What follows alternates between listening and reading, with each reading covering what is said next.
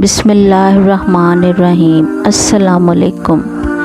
حضرت ابو ذر غفاری رضی اللہ تعالیٰ عنہ سے مروی ہے کہ ایک مرتبہ ہم لوگ نبی کریم صلی اللہ علیہ وسلم کے ساتھ کسی سفر سے واپس آ رہے تھے۔ ہم نے ذوالحلیفہ میں پڑاؤ کیا۔ کچھ لوگ جلد بازی کر کے مدینہ منورہ چلے گئے، لیکن نبی کریم صلی اللہ علیہ وسلم نے رات وہیں گزاری۔ ہم بھی ہمراہ تھے۔ جب صبح ہوئی تو نبی کریم صلی اللہ علیہ وسلم نے ان لوگوں کے متعلق پوچھا۔ بتایا گیا کہ وہ جلدی مدینہ چلے گئے ہیں۔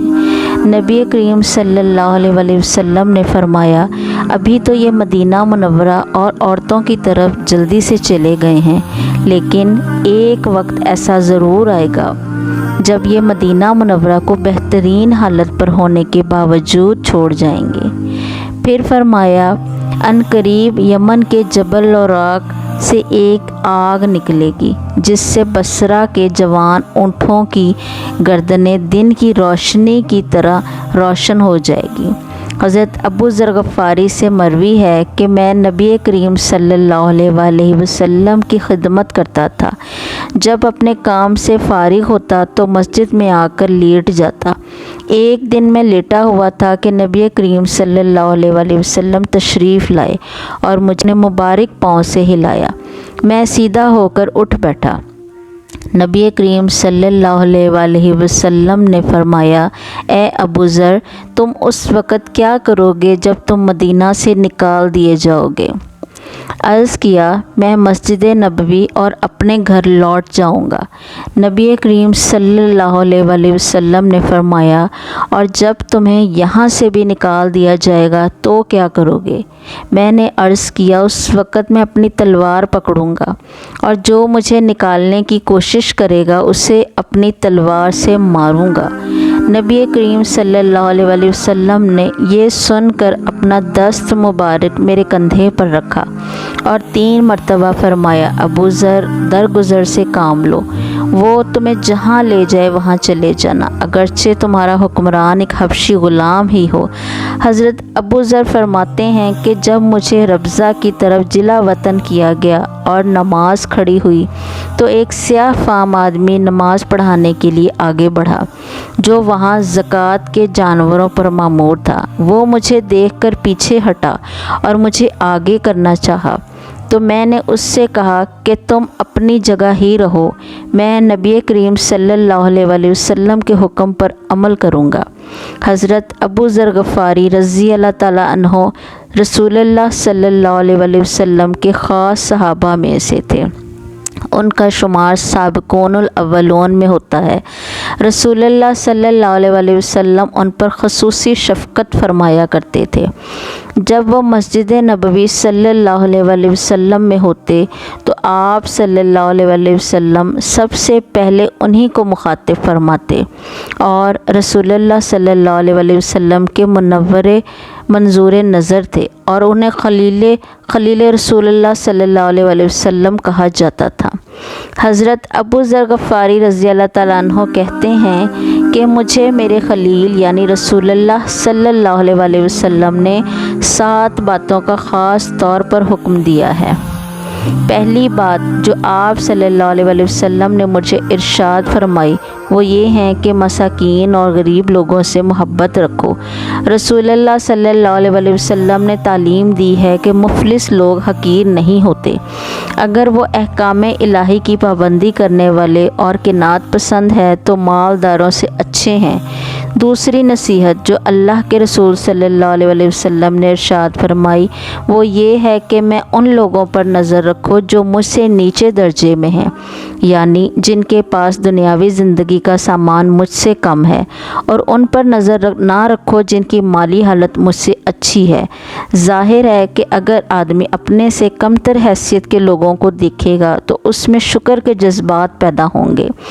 رسول اللہ صلی اللہ علیہ وسلم نے اپنے سے زیادہ مالدار لوگوں کی طرف دیکھنے سے منع کیا ہے، کیونکہ امیروں کی طرف دیکھ کر حسرت پیدا ہوگی، احساس کمتری پیدا ہوگی اور موجودہ نعمتوں پر شکر گزاری کی توفیق نہ ہوگی۔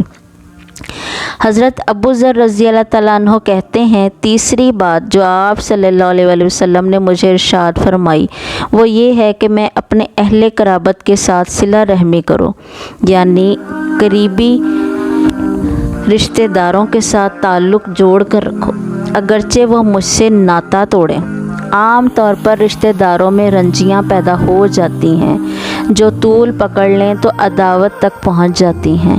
رشتہ داری کا تعلق اللہ تعالیٰ کا پیدا کرتا ہے۔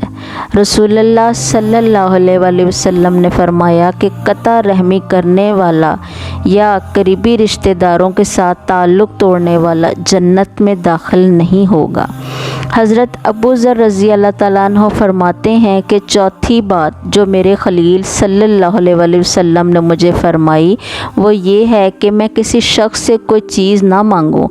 رسول اللہ صلی اللہ علیہ وسلم کی اس تعلیم کا یہ اثر تھا کہ صحابہ کرام رضی اللہ تعالیٰ عنہم میں سے اگر کسی گھڑ سوار کا چابک نیچے گر جاتا تو وہ اس بات سے گریز کرتا تاکہ کسی دوسرے کو کہے کہ وہ اسے اٹھا کر دے، بلکہ وہ بہتر سمجھتا کہ خود گھوڑے سے اتر کر اپنا چابک پکڑے۔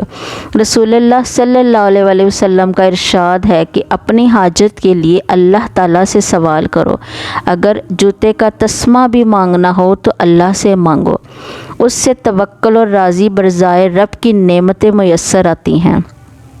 حضرت عبداللہ ابن عباس رضی اللہ تعالیٰ عنہ ایک دن رسول اللہ صلی اللہ علیہ وسلم کے ساتھ ایک ہی سواری پر جا رہے تھے۔ آپ صلی اللہ علیہ وسلم نے انہیں نصیحت کرتے ہوئے فرمایا، جب تو کسی چیز کو مانگنا چاہے تو بس اللہ سے مانگ، اور جب کسی ضرورت اور مہم میں تو مدد کا محتاج اور طالب ہوں تو اللہ ہی سے اعانت اور امداد طلب کرو۔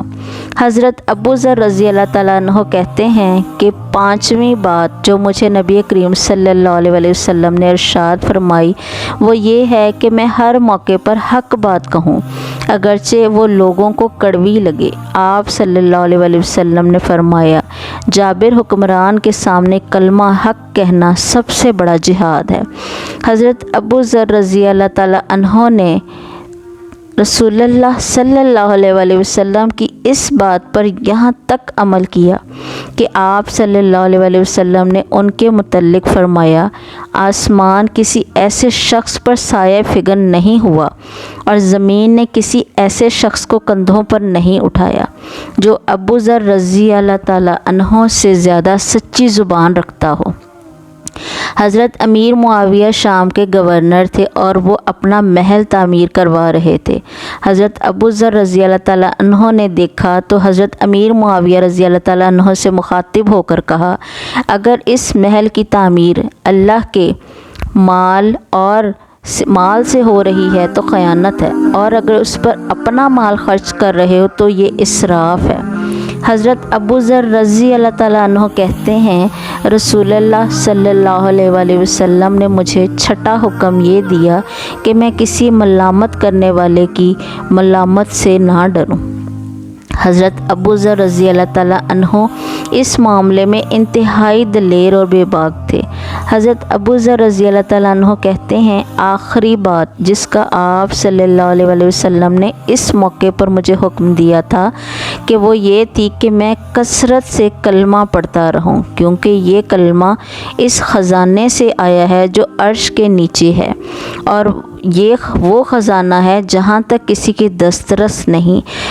حضرت ابو ہریرہ رضی اللہ تعالیٰ عنہ کہتے ہیں کہ رسول اللہ صلی اللہ علیہ وسلم نے مجھے فرمایا کہ کیا میں تم کو وہ کلمہ نہ بتاؤں جو عرش کے نیچے سے اترا ہے اور خزانہ جنت میں سے ہے؟ وہ کلمہ ہے، جب بندہ دل سے یہ کلمہ پڑھتا ہے تو اللہ تعالیٰ فرماتا ہے کہ یہ بندہ اپنی انانیت سے دستبردار ہو کر میرا تابع فرمان ہو گیا ہے۔ بعض اہل علم و تقویٰ کا کہنا ہے کہ قلب نفس کی جلی اور خفی قدورتوں کو دور کرنے میں اس کلمے کی خاص تاثیر ہے۔ وہ کلمہ لا الہ الا اللہ محمد رسول اللہ ہے۔